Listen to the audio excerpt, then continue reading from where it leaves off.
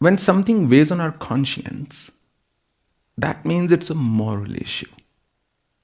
But if something is weighing on our consciousness, then that means we are indecisive, or we are thinking, did I take the right decision, or did I not take the right decision?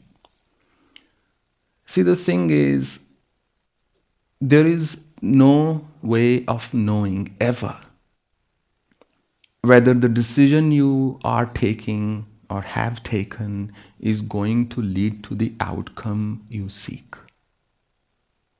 There is absolutely never any certainty of any kind. Ever. Any certainty is merely an illusion, if not complete delusion. The only thing we can do with our decisions is to build a probability towards the outcome we seek. And when that is the case, then of course we always do the best we can, given what we know. As they say, that good decision making comes from experience. And a lot of that comes from bad decision making. So when we go through our learnings and we've gathered a whole lot of them, then we say, this did not work the last time, this did not work, this didn't work, maybe this is what I need to do. And so in regards to decision making, the most important thing is, A, to have the ability and the conviction to stick to a decision that you have taken, to not look back. Once taken, just move on. Say, look, good or bad, this is what I'm doing, this is what I've done, I'm going to stick with it, I'm going to run with it. Second is the humility to accept if you took a wrong decision. To say, look, I messed up. It's time I changed my opinion on the matter. As long as those two are in sync, you are likely to make more and more good decisions. And decision making, always look upon it as holding a portfolio of investments. Some might be multi-bagger, some might just give you huge returns, 25, 50x, some might go minus 50x, some might just give you minus 10%, some may give you 25%, but you look at the overall return on your portfolio. So to be successful in any endeavor, it's very unlikely that you will only keep on taking right decisions, because the only way to do that is to never take a decision, which in itself, by paradox, is a decision. Right? And if the number of decisions, the number of right decisions, and by right I mean those that lead you closer to the outcome, happen to be greater than the number of wrong decisions, you are good. You're set. I don't think there's a problem. So when there is a wrong decision, no need to beat yourself up over it. You just say, look, yeah, I'm going to do the next one. Swami Vivekananda, when he was traveling on the ship, the seas were really choppy.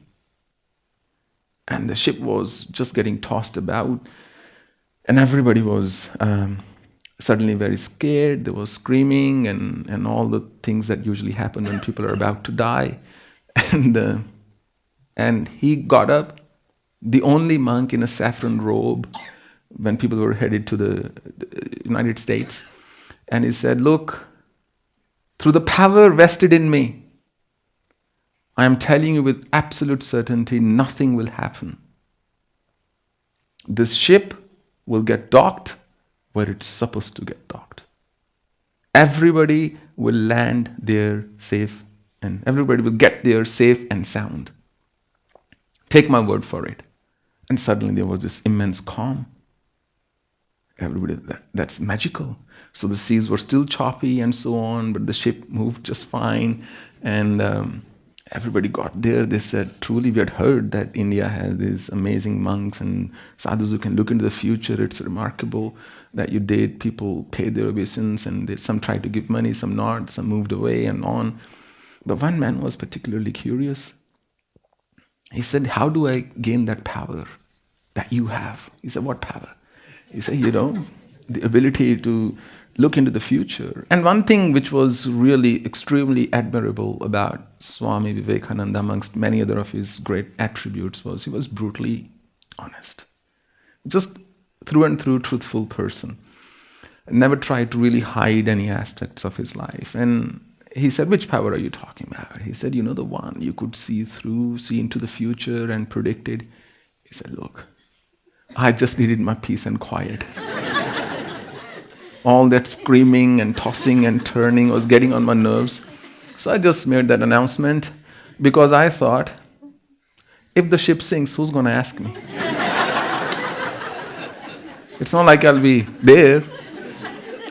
Secondly, and more importantly, he said, I've come at my Guru's word and I know my work isn't done yet. So there was no way that I was going to die with my work unfinished. And that's really the number one quality of a great leader, the ability to take a decision and also the ability to inspire strong people. The ability to inspire intelligent people, to have them see your vision and buy into it and move with you to realize that vision. So that is my answer.